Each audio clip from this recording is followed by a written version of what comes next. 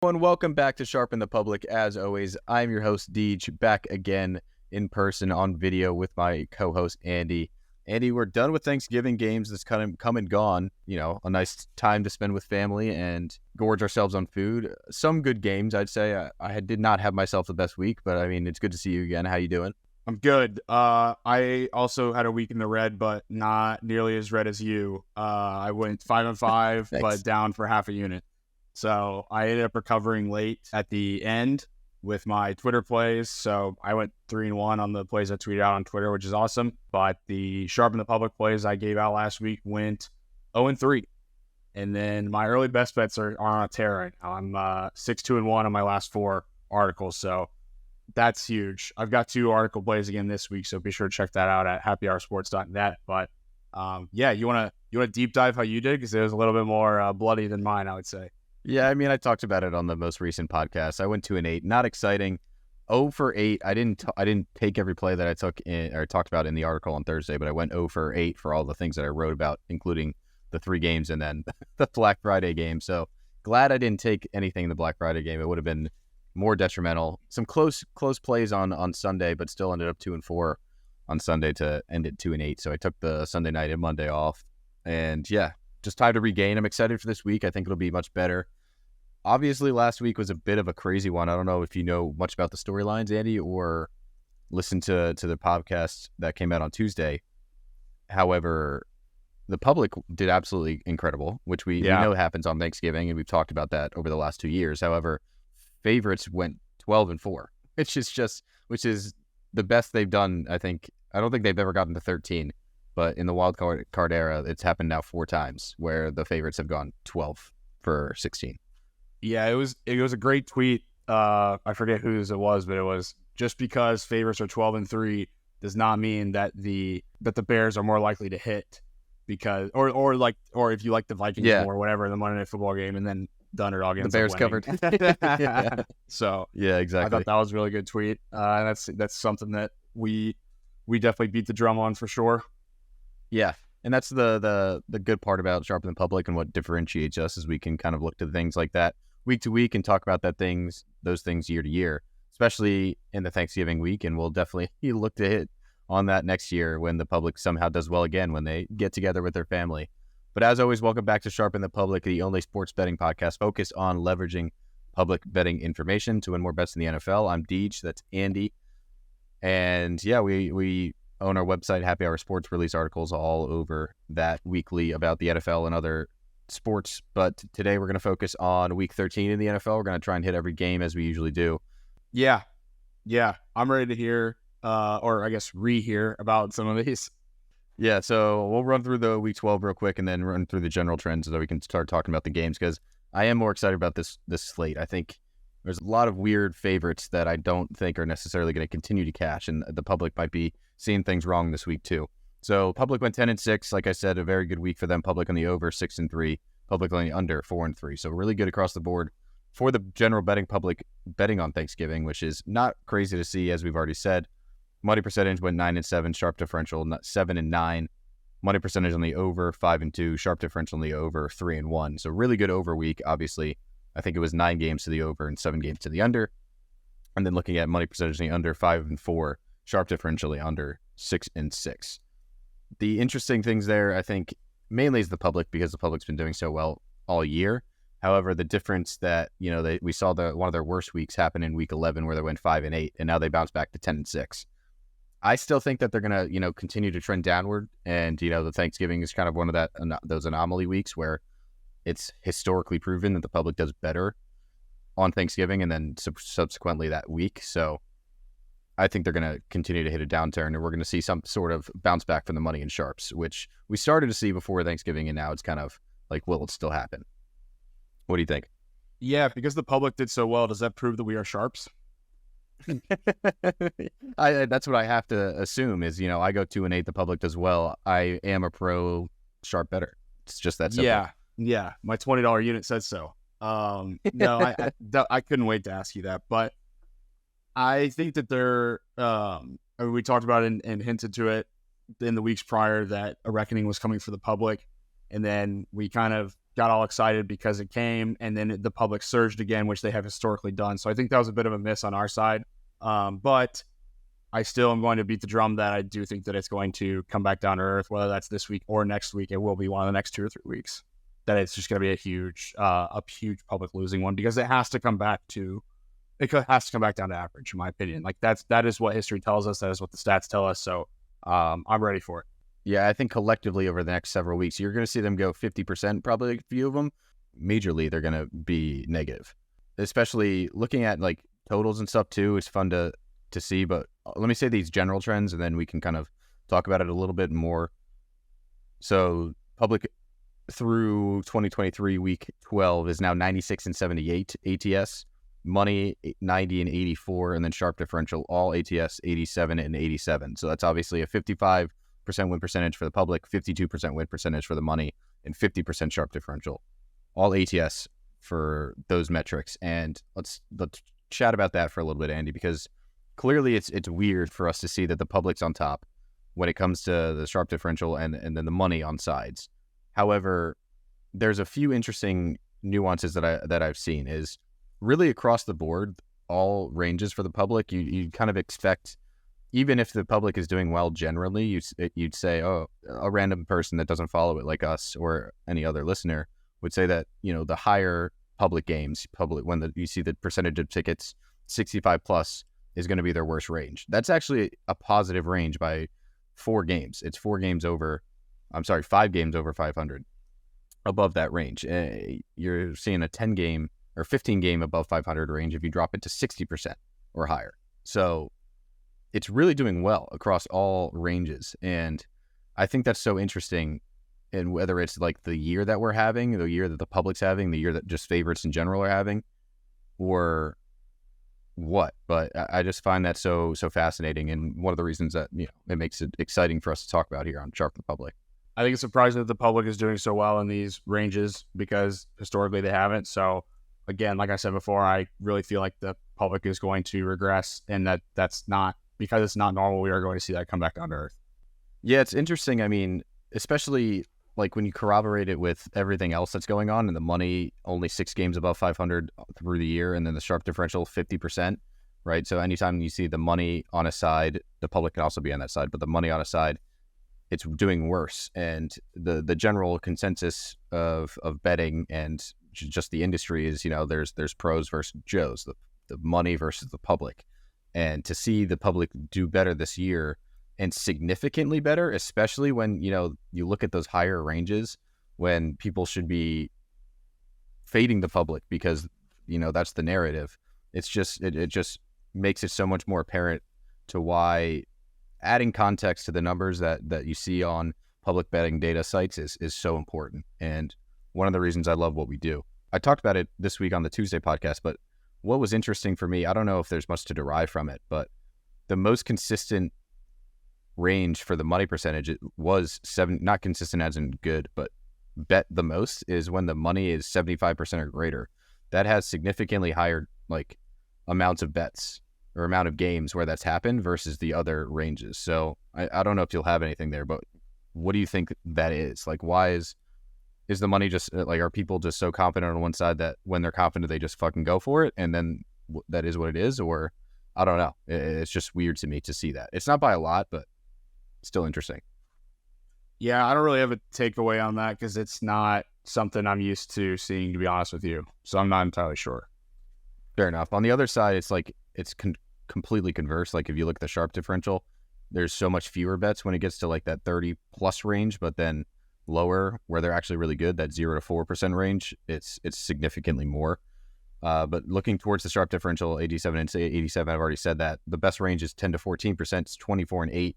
But then really bad across every other range, just aside from that 0 to 4% sharp differential range where it's 26 to 19 ATS. So it's what can we gather from that? There's 2 specific ranges that are relatively good, but that the rest of it has just sucked. Why is this year there's such a difference when there's a different amount of money? When is Vegas just be like, hey, we need to make money this year and we're kicking it up a notch? Obviously they can't do that because outcomes of games likely are not defined by what books say, but it's just so weird to see such a difference between this year and this next year, unless you think it's rigged. Yeah, no, I don't think that. I think it's far from that. But the fact that somebody could think that you could orchestrate an acting job between 22 collective players on a field is absolute blasphemy and an insult in every to single the game, athletes. in every single week. Yeah, and every single week. There's so many factors. So I think there are teams that will actively try to tank, but even in the NFL, it's not as apparent as it is in the NBA and other leagues. I think it's even harder in the NFL because you have so many players in the field and so many potential outcomes. But no, I mean, I think with this data, it's more peculiar than what we saw last year and what we've seen in years past, but it just means we have to adapt and we have to look at the trends that are profitable. And that's what like I've been trying to do, especially with some of the totals where I'm looking for, I'm looking a lot to some of the trends that are related to the unders. I'm looking towards, because the unders have been cooking this year, so find trends that indicate that it's going to be even more consistent than just tailing unders because the unders are hitting at a historic rate. Looking at what sharp differentials on spreads are actually profitable. Like that's the stuff when you say that I take note of. I'm not necessarily looking at the macro picture here of like, why this, why that with money and sharp. So to answer your question, that's what I kind of have been able to take advantage of the last 2 weeks, where some of the bets that I have won that I've tweeted out are based on those more specific, more niche trends that you've been able to derive. Yeah, I think adaptation's the name of the game, because one thing that I talked about on Tuesday was how, for the sharp differential specifically, they fucking killed it in the beginning of the year last year, but then they tailed off at the second half of the year. We saw the Geico trend start 19-2, and then it ended well, but it started so hot is why it finished well too. And then you look to this year, I think because they had such a shitty beginning to the year, that they have to come. They can't stay shitty the whole year. They weren't good all year last year. They kind of tailed off. So now it's going to kind of be the reverse thing. Same thing with the money. The money last year did significantly better in the second half of the year.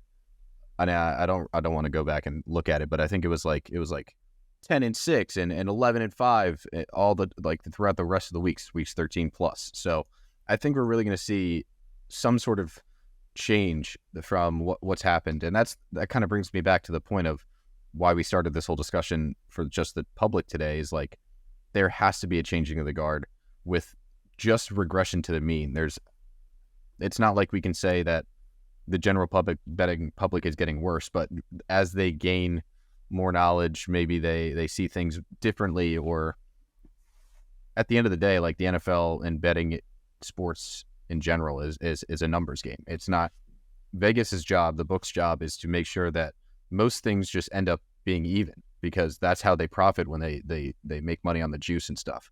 Yes, over time they will choose sides on certain games. Like one we'll talk about is probably the Eagles-Niners. I'm sure they're going to have a side on that one because it's going to be so heavily bet. But aside from that, they just want to make money on the juice. So there's a lot that goes into it, and it's why it's adding context to these numbers is so important. Yeah, I know, absolutely.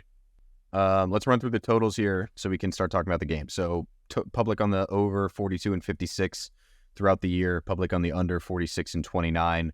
Two major trends there is the 9 and 19 for the public on the over above 70%, and then public on the under below 55%, which I've said multiple times throughout the year, 19 and 9 for that.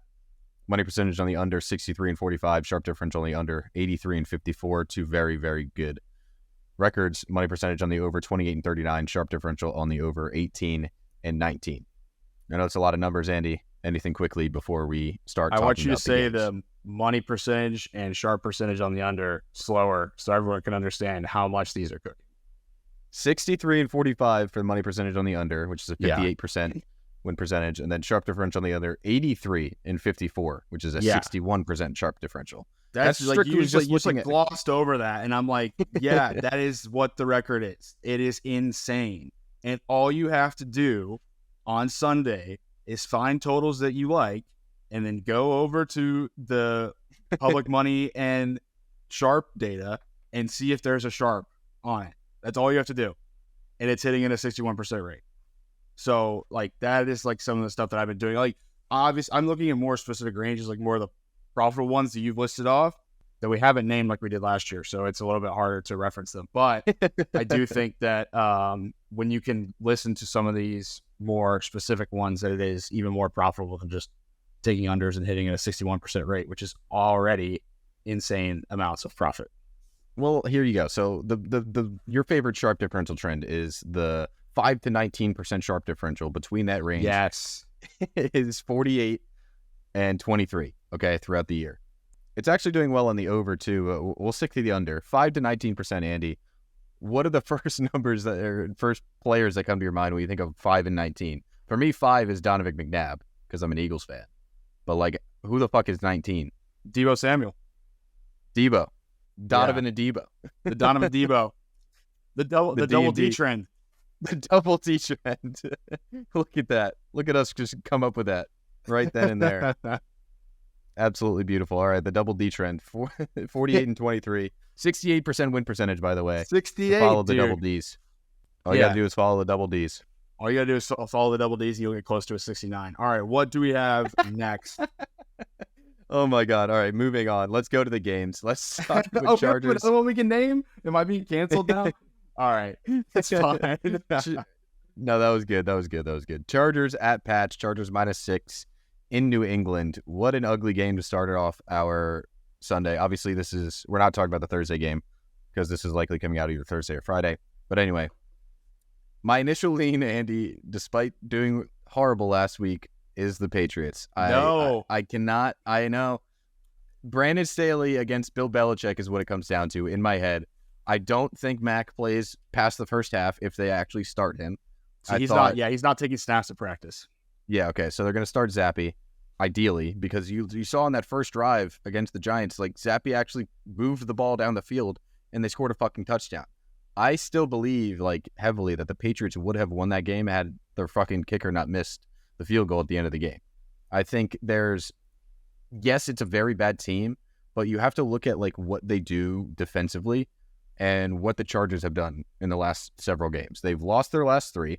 They can't play defense, and you know they can't win again on the road. You loved them right against the Packers, and it was an ugly game, but it's not like Justin Herbert looked amazing. I think there's a lot of issues for this Chargers team, and covering 6 points in Foxborough when it's going to be cold in the Northeast in December just is so tough for me to get behind the Chargers here. Right now, the Patriots have 25% of the bets and 40% of the money, leading into those trends that we just talked about, like 15% sharp differential towards the Patriots. I know it's ugly, and I'm not saying I love the play and I'm going to take it right now, but there's no way I'll be on the Chargers. Yeah, I mean, you're looking at 2 of the worst teams ATS in the league playing each other right now. Chargers are 4-7 ATS this season. New England is 2-9.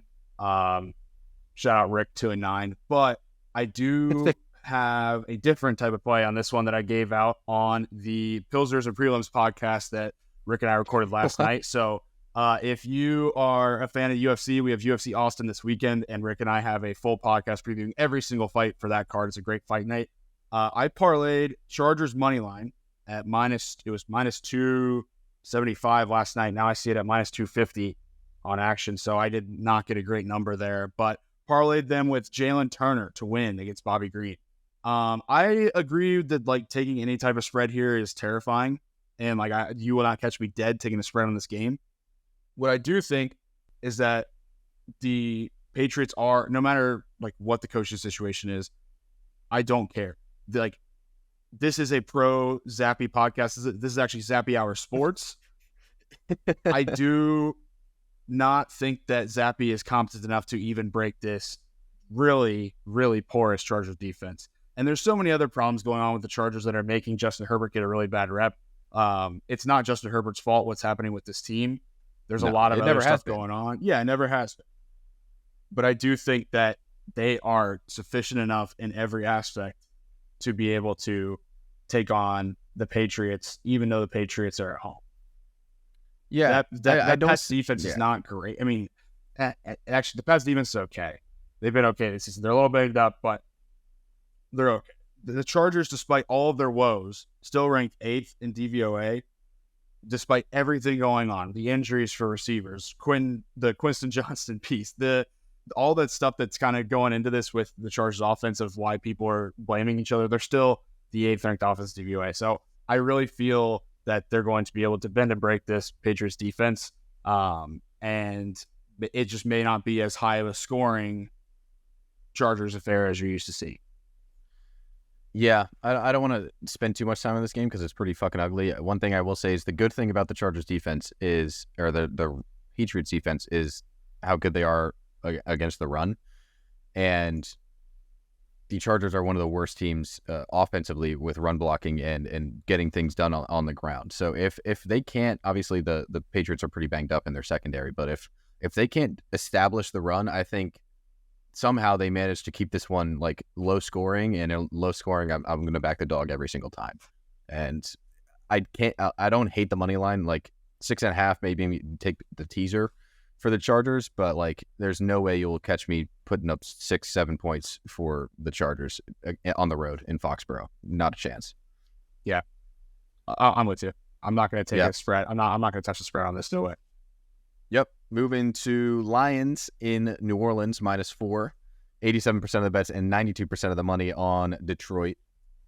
I like Detroit, Andy, but I'll let you handle this one. Yeah, so I actually took Detroit. I took them in my early best bets piece that comes out every Sunday night, Monday morning. Detroit has been less than stellar the last couple times out that we've seen them, where they have slipped up a bit from what we were used to. I don't know if they fell victim to the wax and gibbous. I don't know if they fell victim to the Thanksgiving curse. I don't know what it was. But they did end up losing to the Red Hot Packers, who I'm going to see in person this Sunday. Can't wait. I do not think that the Saints are anywhere near the level of competence that the Lions are.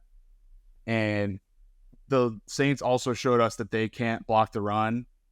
They can't. They cannot stop. If you have two stellar running backs, they're not going to be able to stop it. We saw the Bijan Robinson show and the Tyler Algier show come back last week, where Atlanta put up 228 rushing yards against the Saints. The Saints were allowing 15.2 points per game in the first 5 weeks of the season, which kind of got that Saints defense narrative up and running. But since then, in the last 6 weeks, they've allowed 24.3 points.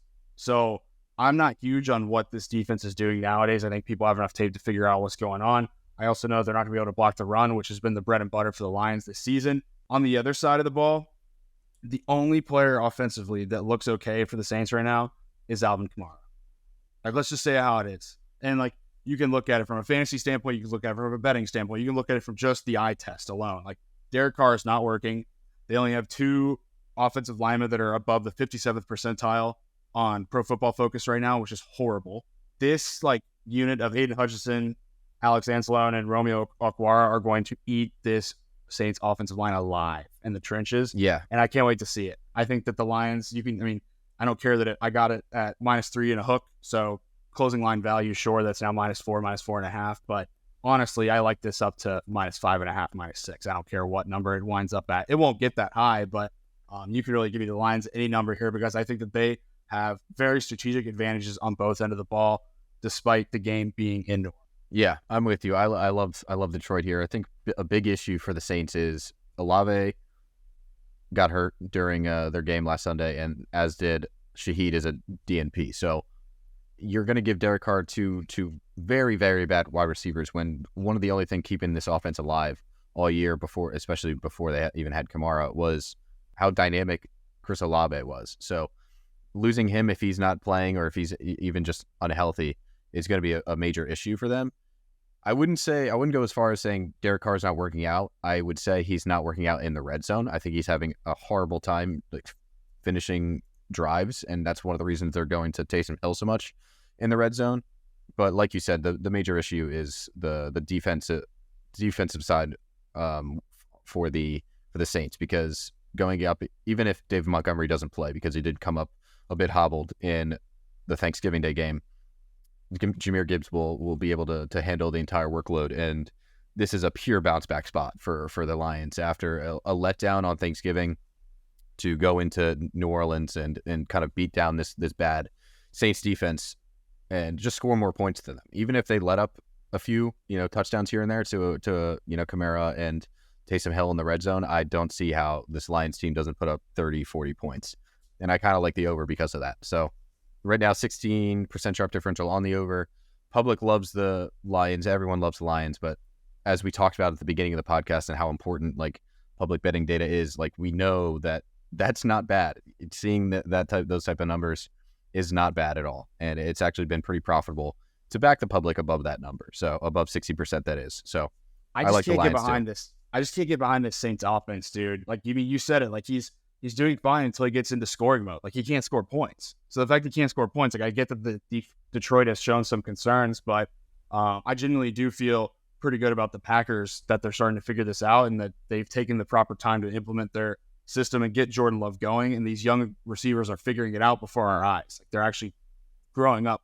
They're not where they need to be, but they're growing up before our eyes. So when I saw them torch or catch the Lions on 4 days notice and torch them like that, that was just great game planning where they got ahead really quick and then we're too far ahead for Detroit to catch up. So I think that with Detroit also having 10 days to prep for this one coming off a loss, I love them there, but I don't necessarily like the Saints to hold up their end of the bargain to score points against this Detroit defense that has more time to prep against the Saints offense that cannot score the ball.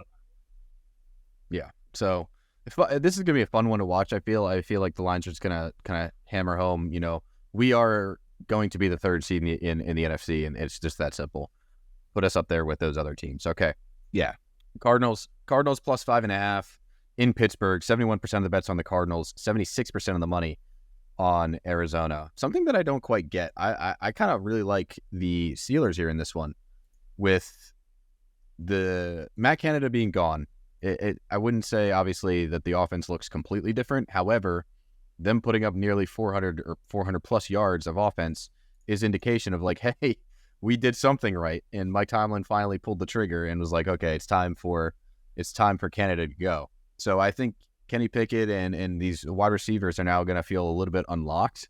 I think we just saw exactly what Kyron Williams and the lack of a rush offense rush offense for the Rams did to the Cardinals, and now they have to face Jaylen Warren, who's looked really good all year, and a surging Najee Harris. I think this is a really difficult spot for Arizona to come in, and I understand why people love the Cardinals here because it's Kyler. With Kyler back, it's like, oh my God, getting 5-6 points against this Steelers team. I just don't think their defense is anything. I think defensively they're one of the worst teams in the league.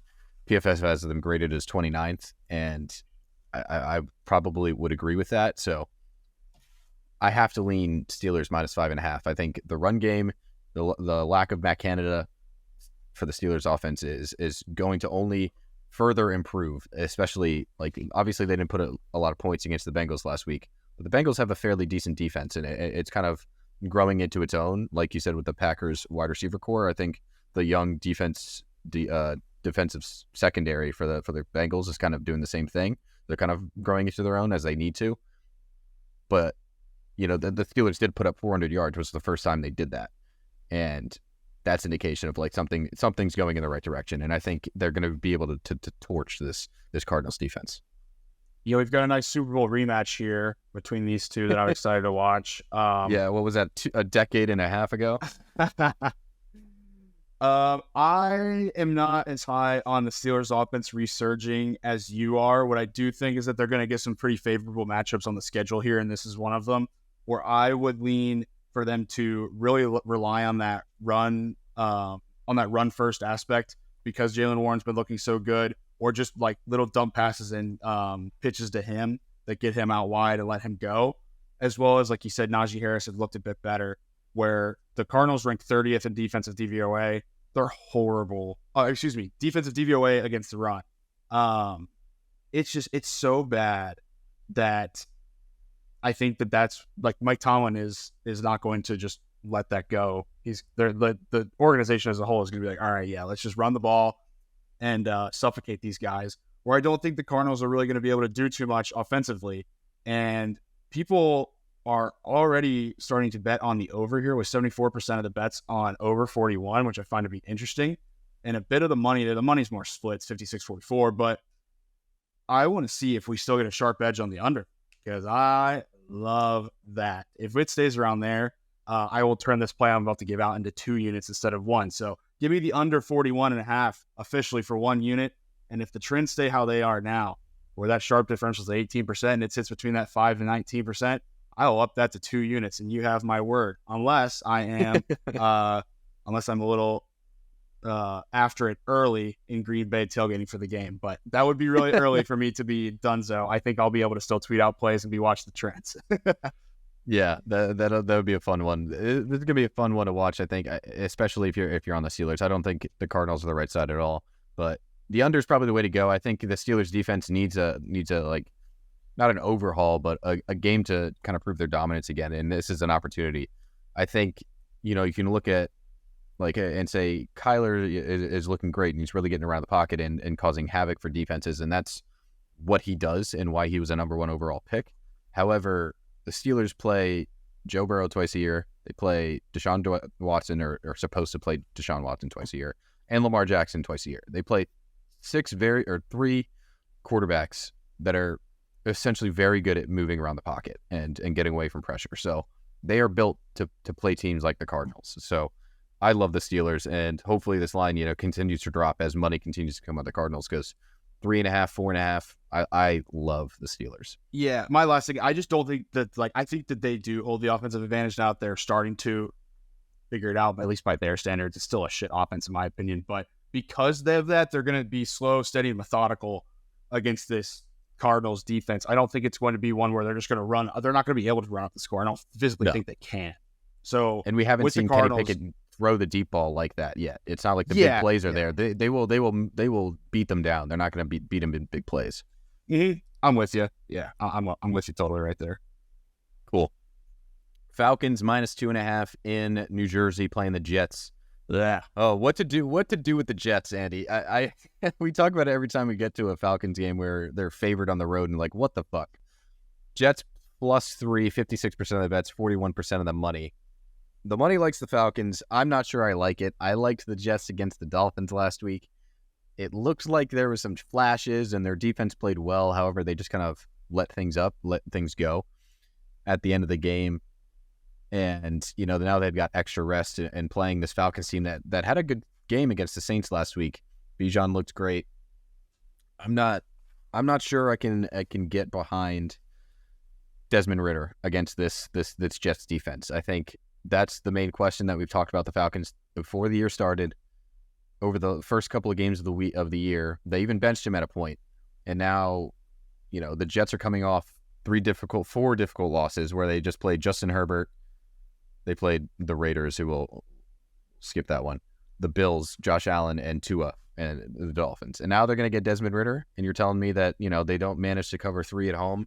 I'm not saying I love their offense, but this defense has something to prove, and they might figure something out against this Falcons defense. I will not bet the Falcons. I'm not saying I'm going to bet the Jets. I'll leave it at that. What a great way to bet the Jets is? You know what I'm about to say. You know what I'm about to say. They're an awesome teaser leg. That total is so low, and you can get them 34 +3 on some books. You can get them up to 9, depending on what book you're on. 8.5 or 9 on a 34 total is awesome. At home too. Aaron Rodgers will be running around pretending that he's actually healthy when he is still 3 months away from actually being able to, or supposed to being able to walk again. He is either taking steroids, which I don't want to accuse him of because I like the guy, or some magical supplement that he's taking, because you cannot, as a 38-year-old man, come back from a Achilles rupture after 3 months. But we'll see him dancing around the sideline pretending like it's all okay. We saw him activated off of IR today. So that will not help Tim Boyle, though. But I do think that it does help. I love the Aaron Rodgers discussion to talk about the Jets offense against the Falcons this week. Maybe that plays a factor. He'll be in Tim Boyle's ear less because he's going to be dancing around making it all about him on the sidelines and drawing the attention to himself. I do really feel that the under is also a good play because Tim Boyle's not going to be able to put up points, because the Falcons are also not going to be able to put up points against the Jets defense. Not a ton. I'm not going to go into a deep dive of analytics here. I think it's quite literally that simple, and that's why the total's so low. But if you want to get a creative angle on the Jets, it's an awesome teaser leg. Yeah, I think, the total for 34 is low. We've talked about it many times over the years that we've been doing this podcast, is low totals means go under. I don't know the exact record. Love a low total, bro. The low totals are very good to the under. 94% of the money, or 94% of the public, 91% of the money on the under. Those are still very good indicators to go based on public betting data, despite how crazy unders have been all year. I don't expect Desmond Ridder to do a lot. I don't expect Tim Boyle to do a lot. Both teams are going to try and run the ball with Breece Hall and Bijan Robinson, Tyler Algier. It's going to be ugly. It might be raining in the Meadowlands. It's going to be it's going to be ugly. We'll say that. Big weather guy. Let's go. Weather's important in totals. Come on. Oh, 100%. 100% it is. Okay. Let's move to your Colts -1.5 in Tennessee, Andy. 64% of the bets on the Titans, 78% of the money on the Titans.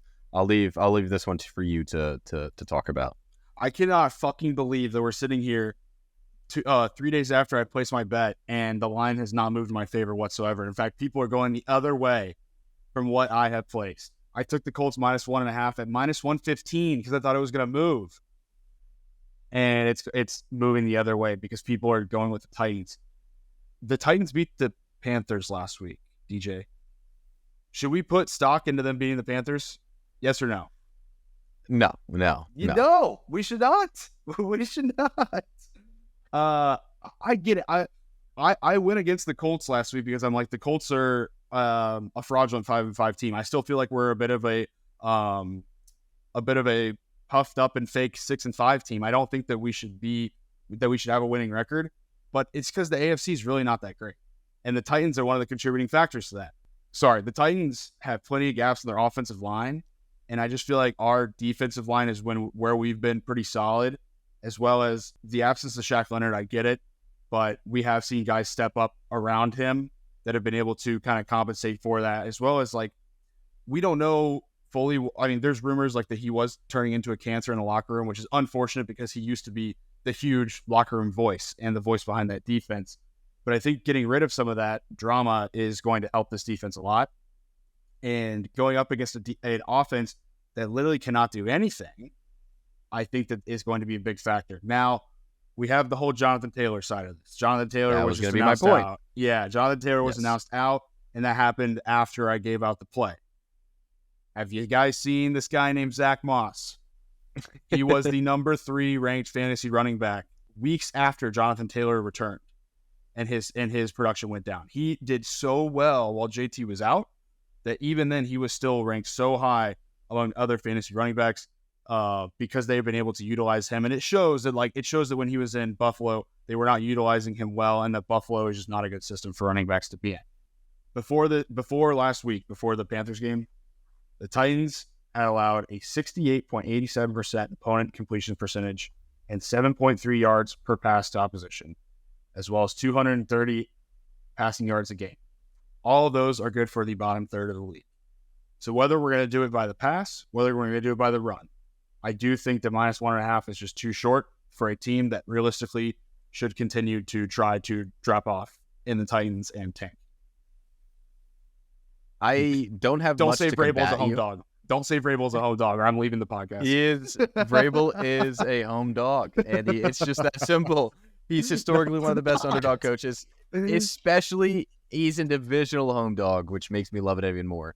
Clearly, the numbers moved from, I think it opened at 2 or 2.5, and now it's moved to 1.5. I think there's reason to say, obviously, the Titans' offense has looked very stale, aside from, Derrick Henry getting some rushes against the Panthers' defense last week. However, the Colts' defense is not great. And if you look at their rush defense, they're the 8th worst rush defense. And now you've got Derrick Henry, who's poised for another, I think, good opportunity against this bad team. If Will Levis doesn't play because his practice, I think there are some videos where he looks a little hobbled, so people are thinking he might not play. Tannehill might get things done. I think this is just a very difficult spot if you bet home dogs in the division over the course of, I don't know how many years, 5-10 years, it's probably 60+% towards the home dog. I don't have much to combat you. I think you have a lot more data because, 1, you're a fan, 2, you wrote a play about it. But I would personally not back the Colts in this spot. I think it's a very difficult side. I do like the under because I think both teams are going to really try to run the ball, although I wouldn't be surprised if Derrick Henry breaks a few. The total's moving up, and the betting data is kind of favoring the over. So my instincts might be a little bit wrong there, but I'm leaning Titans and under. The thing I'll say about the Colts defense is when they've gone up against shitty competition like this, from when they're going up against really bad offenses, they've only allowed 13 points in their last 3 games. And it was against the league's worst, and I consider the Titans to be the league's worst. The Titans are horrible. And every indicator has pointed that this team is not very good this season. The other thing, too, is that the Colts are back on their 20-point-per-game streak, putting up over 20 last week. I think they're going to do it again against this Titans defense that is floundering. So it was due to end. I love the Colts in this spot, and this is another one that is a potential double-down opportunity for me because I hate that Jonathan Taylor's gone, but we have seen Zach Moss really step up in his absence, and that doesn't worry me as much as it probably should. Yeah, the Jonathan Taylor thing's a big piece, although obviously Zach Moss did well this year. I think Shaq Leonard is even more big of a piece here, and he was actually spotted at the Philadelphia airport. Really? Oh, yeah. He didn't go to Georgia, so I don't really know why he's going to play for you guys. It's interesting. It would be very, very good to get Shaq Leonard into our defense. I would very much appreciate that, especially going up against the Bucs or the Niners this week. But obviously that wouldn't happen. Let's go to Dolphins -9 in our nation's capital. 55% of the bets on the Dolphins, 84% of the money on the Commanders are giving them a 39% sharp differential. I'm not sure I love 9 points on the road for the Dolphins, Andy. I know that I kind of favor the dogs a lot. However, the way this Dolphins team is at home versus on the road is pretty different. And the Commanders, I say it every week against them or for them, like they play good teams well, especially when they're at home. Like I always go back to this Eagles game, the 2 Eagles games that the Commanders have played where they were in the games both times and could have won either game, both the home and away one. I think the weather's going to be pretty bad this weekend. Again, I keep saying it for the Northeast. I think with the way that the Dolphins want to play with Speedy, I can't get behind the Dolphins. 9 points. If this gets to 10, it's an instant play. But I don't know. It's just like a crazy feeling for me to back the Dolphins here. Washington are the second worst defense. DVO, according to DVO. I'm not saying they're good. And they're going against the third best offense. I mean, I know it is as simple as that for me. But I agree, 9's a lot of points. So here's what I'm going to do, DJ. I said how much I love the Jets as a teaser leg. I really do. I want to get the Dolphins down to -3. So lock it in. Sharpen the Public 50? Yeah. Wow, that's uncharacteristic for you. I know. That does not fit into my standards. The total is over anything that my Lord and Savior Wong would allow me to do. But do you close your eyes real quick? Close your eyes for me.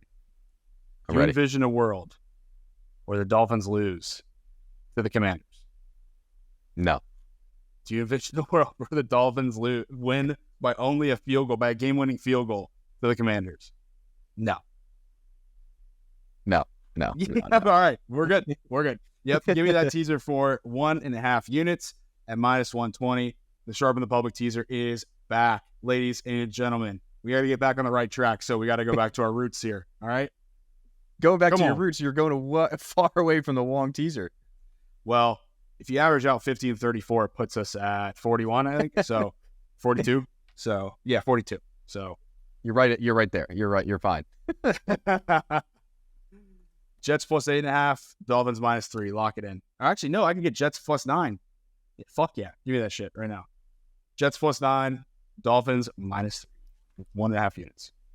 Yeah, I mean, at the end of the day, I don't see the Commanders winning, and that's one of the hesitations I have towards just taking the dog. Usually when I take a dog, you want to kind of just assume that they have an opportunity to come out and win. The Dolphins played fine against the Jets defense last week. However, that's a divisional matchup, obviously, and the Jets not doing anything on offense is an issue. I think Sam Howell has despite leading the league in passing yards, has an underrated season throwing the ball, and the Dolphins secondary is prone to mistakes and allowing good receivers to get to do things, especially if the Commanders can establish the run, which they've done several times against good defenses, bringing back the Eagles games. Like Brian Robinson, Antonio Gibson is a very good duo in the backfield. So I think there's a lot of opportunities for the Commanders to at least backdoor cover 10 points. And again, if it gets to 10, it's a play I absolutely love. But it is the Commanders again, the second worst defensive DVOA versus the third best offensive DVOA. Third best offensive DVOA, so yeah. I'll leave it at that. Broncos plus 3.5 in Houston against CJ Stroud. 57% of the bets on the Texans, 65% of the money on the Texans, which has moved this line because I think it was 2.5 at a point. This is a tough one, Andy. This is a really tough one. I'm not saying I want to love the Broncos. I don't think I could play either side right now because the CJ Stroud factor is kind of unbelievable. But I can already see you gearing up to talk about how much you hate Russell Wilson or something. No, this is, Lord forgive me for my sins. I love the Broncos here. No way. I love it. I do. I really do. They're one of the hottest teams right now, last 5, and I get it. They are. I've been saying it. Yeah, the quality play's been there. Their defense is clicking. Russell Wilson is starting to really figure it out. And he doesn't look like the Russell Wilson of old. He looks like the new age Russell Wilson, where he shows those flashes of old, but also is actually a lot more systematic, a lot more calculated. And I think that's what Sean Payton wants and like what he had to force, where the reason why I don't like Russell Wilson is because for so long he's just done his own thing. He was able to get by because he was that good of an athlete. He was that good of a football player and that creative of a quarterback that he was able to get by this last couple of years in Seattle. And then as things started turning down in Seattle, he amped up even more. He started talking more behind the mic to defend himself. He started doing all these things. And it's like, you need to actually just like play a real offense and not just like, oh, this didn't work out. Let me just scramble, run around until I can figure out something. That's not like a real offense. He had like 3 moves that he would do and pick from. That was why the whole Nathaniel Hackett thing didn't work last year, because Hackett wanted to install his offense. Russell Wilson was like, fuck you. And then they kicked him out. Sean Payton that's not going to fly. And we saw that butting of heads early on. We saw them not talk greatly about each other early on. And now that Russell Wilson has decided, all right, I need to suck it up or I'm going to lose my job, it's starting to work out again.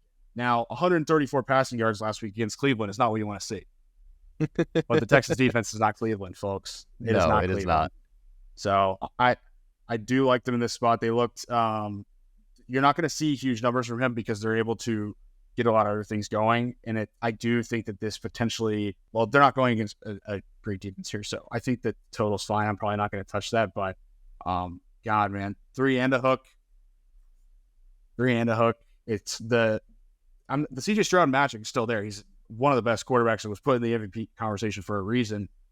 But I do think that the Texans are coming back down to earth a bit because they're playing a bit more of a difficult schedule than when they were on that run. We see it the last 2 weeks with them. I mentioned it like earlier in the year, and it was kind of when things kind of turned around for the Texans was when, I forget what game it was, maybe week 7 or 8, where teams started to figure out CJ Stroud. And there was like a clicking of how much tape they had on him. And with the improvements that the Broncos defense has made, especially with what they've done on offense, I do like them as a dog here. I think getting CJ Stroud as a favorite has been bad all year. He's 0-4 or 1-5 or something like that when he's a favorite this season. So yes, I'm not taking anything away from how great he's been. Like 0-3. I think he had 0-3. 0-3. Yeah. So 0-3 is a favorite. So on the spread. Yes. He has great throws and makes really good decisions. There's so many times where I'm watching Texans games where I'm like, how the hell did he just get out of that? Or like, what kind of throw is that? However, the issue with the Texans is their defense. Like they can't hold anyone to anything. And if you look at their last several games, they let up 24 to the division rivals, couldn't win. 16 to the Cardinals, it is what it is. 27 to the Bengals, 37 to the Bucks.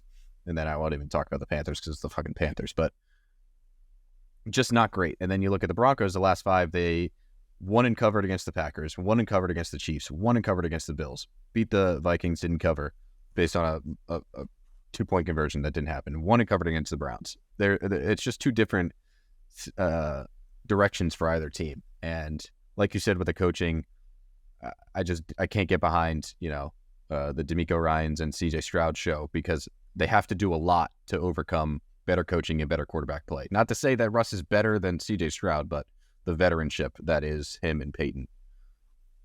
Yeah.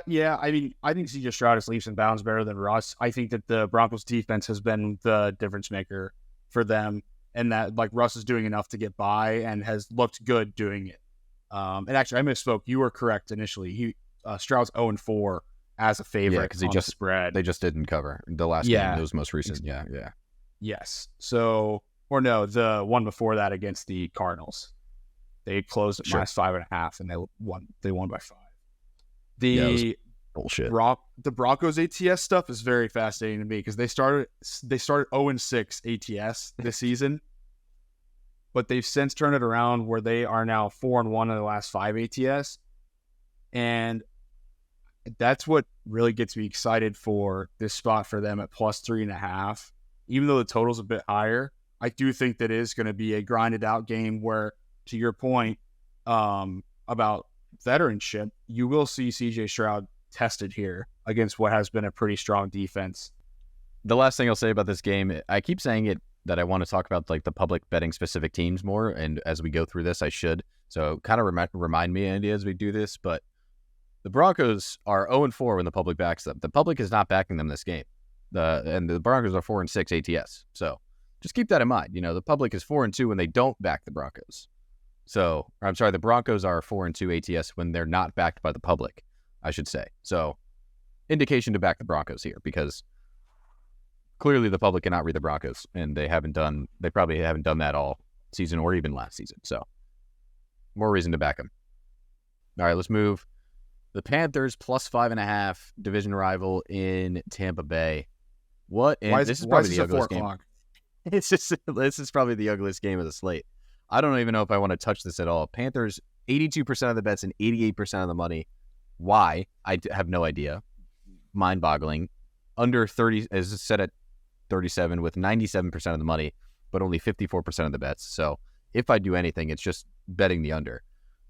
The Frank Reich story is obviously closed very quickly in Carolina, which I'm not so sure I agree with. I think there's a lot of issues in Carolina that are not Frank Reich related. Dave Tepper. Yeah, obviously the management is doing something crazy with the way they traded for the number 1 pick, took Bryce Young, and then, so there's a lot of bullshit going on in Carolina. I think the Bucs can probably easily handle this team. Apparently they're -4.5 at some books, so I like that. I'm not going to say anything more than there is no reason in my mind to back anything other than the Bucs or even look at this game. I think it's fascinating that everyone and their mother's backing the Panthers early here. They're up to 5.5 or 4.5 wherever you're shopping, and 82% of the bets and 88% of the money are on the Panthers. I don't have the stats in front of me of what the record of teams are at their game after they fire their coach, but that definitely is an old wives' tale of the fired coach game where you get the interim head coach in and then he gets a win the first game back. Well, I mean, we can look at the Colts last year and then what's his name this year? Jeff Saturday got one. Yeah. I mean, Pierce, it worked. Jeff Saturday, it worked. And then let's look at where they are now. I guess a little too early to tell with the Raiders, but the Raiders did come back down to earth in their last time out. It's a little bit different in personnel as well on both teams. Yeah.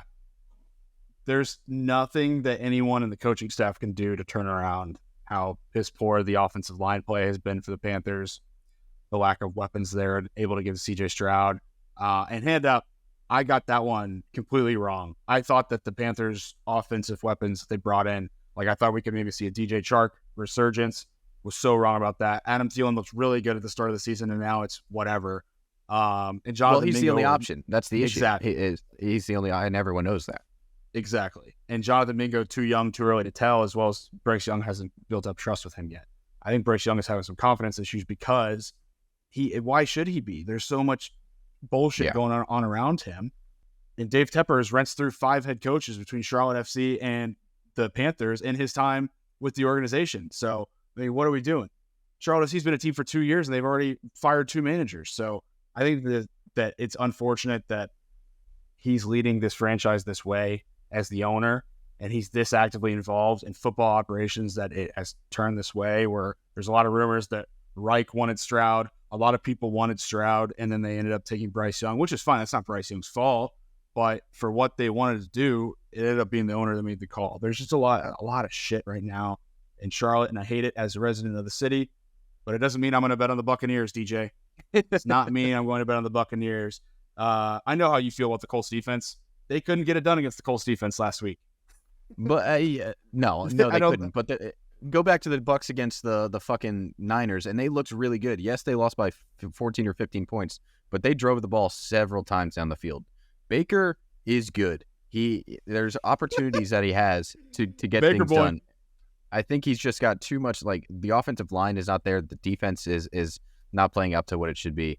I'm not gonna say I love the Bucs. I'm not gonna take the Bucs because I really just hate this spot, and they're probably far like overvalued right now. Like, the Bucs at -5.5, it should probably be closer to 3 with how things have gone. However, I can't see them not beating the brakes off the Panthers.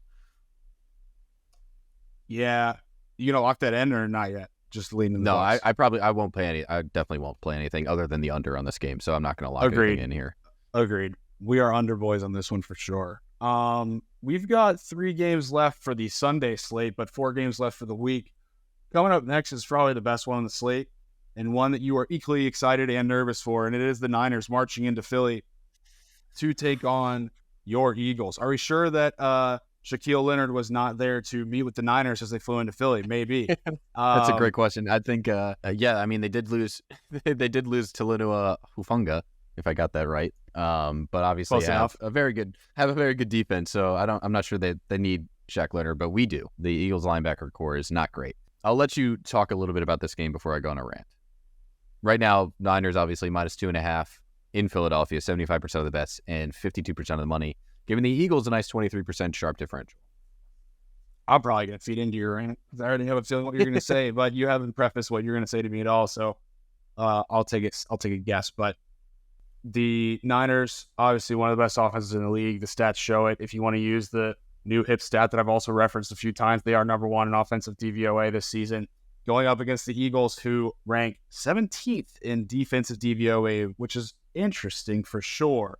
What I find the most interesting, though, is the matchup at hand here, in the sense that this was the NFC Championship that we never got because Brock Purdy went out, and I thought Eagles were going to win that game anyways, and I had the Eagles, like, obviously nobody banked on Brock Purdy getting hurt. I do think that is added motivation for this Niners team, and that's not something that's going to be an analytical approach on my side.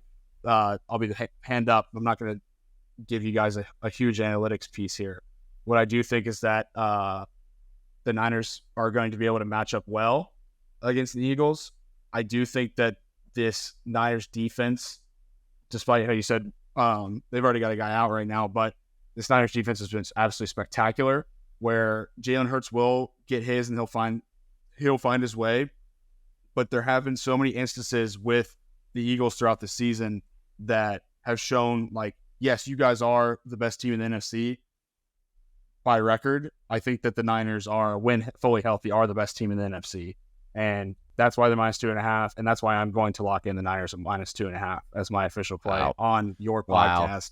Not a disrespect thing. It is I legitimately don't know if anyone in football can beat the Niners when they're fully healthy, and the Niners are looking pretty damn good right now from a health standpoint, especially on offense. Like you said, the Eagles have some areas to address on the defense, even though the defense is solid, in my opinion.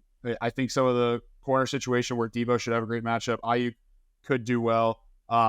There will be some advantages that they have in the middle of y'all's defense because the linebacker situation has been leaving a little bit to be desired, and we know that they're going to be out for blood after what happened in the NFC Championship last year. This is a game that they've had circled as long as you guys have. So give me the Niners here, even though it is the public play. 75% of the bets are on the Niners. Yeah, I'm going to leverage off of what you said injury-wise, because I think that's the main piece for what's going on here on Sunday. I think if you just look at the injury report, Niners versus the Eagles, it's significantly different. The Eagles are so much more banged up. The Eagles I'll start with the Niners. The Niners getting Trent Williams back is huge. Yes, Hufanga is out, but Debo's back. Everyone is pretty much back for this Niners. They are fully healthy. The Eagles, on the other hand, no Dallas Goedert. A.J. Brown got hurt. Jordan Davis got hurt. Fletcher Cox got hurt. All of these fucking people are injured. And their defense has not been... The Niners definitely have the upper hand on defense. However, I think the Eagles, when just taking everything off the board, I think the Eagles are the better offensive team. The Niners are the better defensive team. Yes, the Niners have McCaffrey and Debo, but I just think our wide receiver core with Jalen Hurts at the helm is the best in the league, and that's been shown over the course of this season. Right now, we've scored 37-21 against the Chiefs defense, but still won 28, 38, 31, 34, 34. We are consistently scoring above 28 points, and that is to show how good our offense is. However, the nature of what the Eagles have been all year is they're a team that doesn't look like they should. They're winning games because they're lucky, but they're putting themselves in these positions to still win. Like in the Bills game last week, we got lucky that the Bills missed a field goal and we got to overtime, and then Josh Allen missed a throw in the end zone. But then Jalen Hurts drove the entire offense down the field and won the game in one drive, right? So they're executing when they need to. And will they win this game? I'm not so sure. I think the injuries that we have on hand might be a little too much for us to handle. However, I think it's a massive point that the line opened at Eagles -2.5, and now it's moved 5.5 points to the other side. If you get the Eagles at a dog or even +3.5, I don't know how you don't take them here at 10-1 with Jalen losing one game at home over the last 2 years. Yes, it's different to look at a specific game, and I understand why the Niners are favored given everything that we just talked about. But it's so hard to say no to Eagles +3, +3.5 at home with everything that has happened over this past 2 years with Jalen Hurts as quarterback. The man finds ways to win. It's just that simple. I just think that if you guys slip like you did against the Bills and go down early to 17-7, similar to how they did against y'all, and that was an offense that has left a lot to be desired over the last couple of weeks, the Niners are not going to be as forgiving and let you guys back into that game. If they're able to jump out an early lead against you guys, it's game over. I don't think you guys are going to be able to catch up to that because it's going to be run for the races. If they're able to score early on you guys, they obviously have a formula where they're going to be able to score even more the rest of the game. It's just the injuries piece, like you talked about, as well as just the state of this defense. I really do like the Eagles this season. I think they're spectacular, but with the NFC rivalry between these two, and based on what happened last year, I do think that the Niners are going to be able to get this done. And we saw them have a little slip up. Every good team has a slip up. It's okay if the Eagles lose one here. That'll be their second loss. This will be their little slip up because the top of the NFC with these teams is better than the top of the AFC, in my opinion. So you know what I don't hate, Andy? A teaser. Eagles +9.5. They get to Eagles even +9. There's no chance they lose by 9 points or more at home. I don't know, man. I do think that there is a world where I see it being like an 10 or 14 win for the Niners. Even though that's a lot of points when you look at the scoreboard, the game will be closer than that. But I don't like it as much in a teaser because I do see a world where the Niners win by 2 scores and people will shit on the Eagles a bit more than they deserve to be shit on. But I think that's even added motivation for you guys if that does happen. So I am a little worried about y'all on this spot, and that's why I am going with the Niners -2.5. Are you gonna lock in anything official? No, not yet. I'm not ready. I would love if it hits 3.5. I'll play that, but I'm still gonna wait. Personally, especially to close it out because we're beating a dead horse here. It's clearly the best game of the slate. It's really awesome. If the Eagles lose, you can book their Super Bowl ticket immediately. They're gonna win. They're going to get the number 1 seed. They're going to motivation destroy the Niners when they come into Philadelphia and play them in the NFC Championship game. So looking forward to that. Definitely not biased at all there. Not biased at all. All right, let's roll through the rest of these games. Browns +3.5 in Los Angeles. 57% of the bets on the Rams. 56% of the money on the Browns. Question is, who's going to play a quarterback, obviously, for the Browns? The Rams offense looked great last week, but we already mentioned, it was the Cardinals. Running everything through Kyren Williams with him back is exciting. I thought it was really fun to watch the Rams last week with how they played. Although, are we going to get the good Browns defense, or are we going to get the Browns defense that happens every time they play on the road, right? Like, it feels like we talk about this Browns as this historic defense. However, when they go on the road, they've allowed 29 to the Broncos, 31 to the Ravens, 24 to the Seahawks, 39 to the Colts. Or 38 to the Colts. Yes, they're great, but it feels like they're only really doing that at home. So now they got to go to LA with DTR probably as their starting quarterback and play a red-hot Rams offense. My instinct is to lean the Rams, but I'm not sure I can get behind, 3.5 with this Rams defense at home. I love the under here. I really, really like the under here because I don't think Cleveland's going to be able to put up many points despite the Rams defense leaving a lot to be desired. You raise a good point. Cleveland is allowing 122 yards rushing per game when they are away this season, which puts them in the bottom half of the league. That's probably the only bottom half of the league statistic you can find for the Cleveland Browns this year when it comes to their defense, because their defense has been nothing short of spectacular. I probably will look into the prop market a bit for Kyren. So I would just be interested to see if this is a Cleveland thing, or if maybe the Cleveland defense will prove us wrong. But I do, even though they have the number one defense in the NFL, we do tend to overrate that a bit, in my opinion, because you can have the best defense and still allow two touchdowns and a field goal, or 21 points, 3 touchdowns. And they could put on a masterclass finish because it's such a long game, and because the Browns offense is going to be punt. That time of possession just means that the Rams are eventually going to be able to figure out stuff and put something on the board. So I don't really like the side here, even though the Browns plus 3.5 is so appetizing. But I do really love the under. Everyone's betting the over in a Browns game. Yeah. Why are we doing that, folks? So that's another reason why I like the under, to be honest with you. Yeah, there's a lot of bets to come in on this one. However, it is a bit confusing to me that the Browns defense is a reason to why so many people are betting the over, yet the total's moving down. So good indication to back the under right there. If this maybe come Friday or something, I'll see these numbers and have a feeling towards the under. But yeah, it's crazy to put this game next to the Niners and Eagles. I'm not sure many people are going to be watching this one on their televisions come Sunday, but still a fun one to talk about.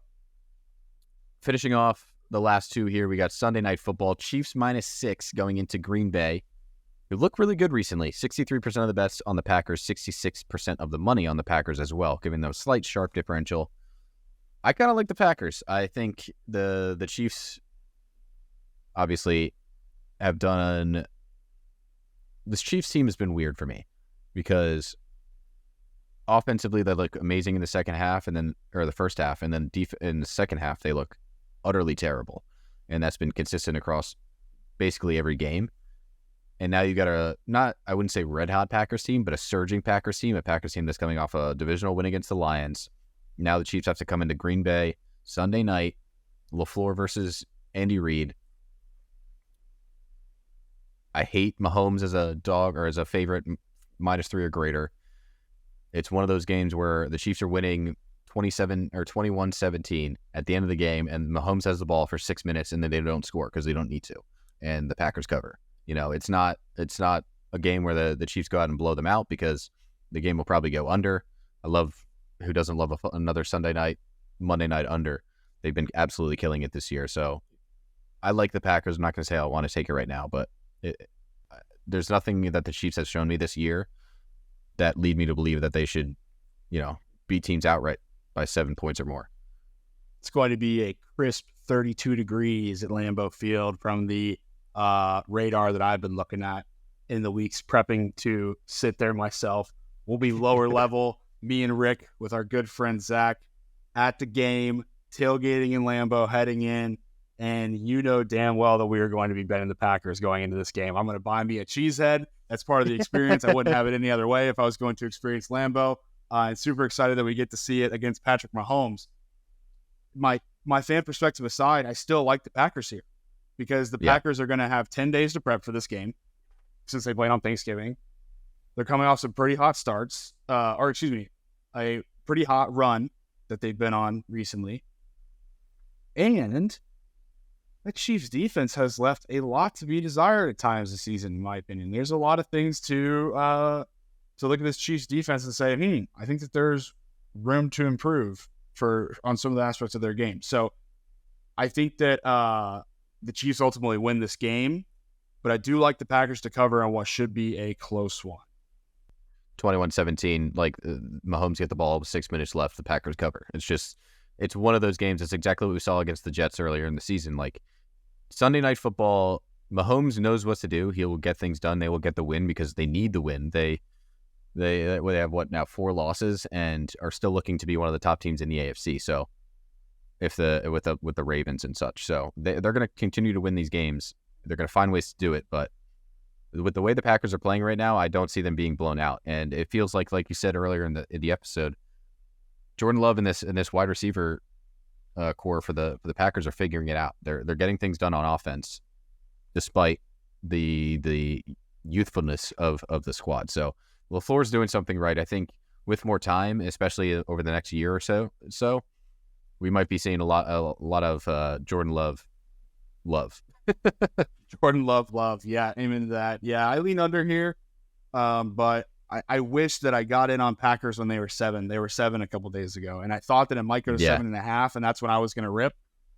But it's gone the other way. It's down to 6. So we'll see where the bodies lie here when it comes to Sunday night. There's already 13,000 bets on this, which is close to the most for early on in this slate, which is interesting to me. But yeah, I can't wait to be there. You'll definitely see some content from me on Twitter at AndyHHSports. And if you want to see DJ have a bounce back week, follow him at DegeHHSports. But heading into our final game of the slate, Monday Night Football, do you think the spread's too big, or do you think the Bengals are shit without Burrow? We've got the Jaguars at -8.5 or -9, depending on where you're shopping. And everyone and their mother is already betting on the Jags. They've moved the spread. But that total, man, that total's going down, down, down. And it opened at 41. It's down to 38, 38.5, depending on where you're shopping. And everyone's on it. And I don't blame them. I don't blame them at all. DJ, normally when the total's this low, I like the dog. I don't like the Jags here. And I love the Jags in the teaser for sure. I wish I maybe would have done that instead of one of my ones I locked in above. But I'll probably make another teaser. This is going to be a big week for us. I can feel it in my bones. So how do you feel about this game? This is such a tough one because when I see this line, I like, even though it's a backup quarterback, I love the Bengals. However, I'm not there yet because last week I loved the Bengals, and I'm glad I put them in a teaser because I thought they were going to outright win against the Steelers. However, I had them at 8.5 plus 8.5, thankfully, and they lost 16-10. So very grateful I put them in a teaser because, again, one of my few wins for the week. But this team is obviously built to be an AFC conference championship contender. You take away Joe Burrow, which is the crux of their offense and the best piece of it. You get Jake Browning, which we don't really know much about, but I mean, if he keeps a clean pocket, PFF says he has a passer rating of 101, which is better than Trevor Lawrence's clean passer rating. So, the issue has always been the offensive line with the Bengals, but on Monday night in Jacksonville, how are they going to play? Are they going to want to win? Jacksonville has a lot of motivation to show up and win games and obviously kind of blow the AFC South open. So I'm not saying I want to take the Bengals right now, but I do lean them. I think this team is better than 10 points on a primetime game in Jacksonville. Although the Jags are good. Don't get me wrong. I'm kind of only talking about the Bengals here. Yeah, Jags I like the Jags where we thought they were. I agree. I think the Jags are very good, but I don't know. I just, again, my instinct says Bengals, and that's kind of why I'm focusing more on the Bengals here. I think their defense is improving. I think the Jags are not necessarily on the downturn. I think they easily win this game, but yeah, that's what I see. I I'm with you on the piece of like I think that the surrounding parts on the offense are like helping Browning at least look a bit better than he is. We saw Jamar Chase do some pretty cool stuff in last game, and be the creative wide receiver that he is, and the super talented swift wide receiver that he is. For me, it's just a matter of I think that the Jags are going to be able to take advantage of this Bengals defense that has been suspect at times. I was not super high on them going into the season, and that's why the total is so high, on top of the fact that Joe Burrow's out for the offense. So I'm staying away right now. I really like the Jaguars in a teaser spot. There's no way in hell they're losing this game. That would be a shock. So you can get them at -2.5. That feels like really good value to me, but nothing here just yet, even though I do like the under.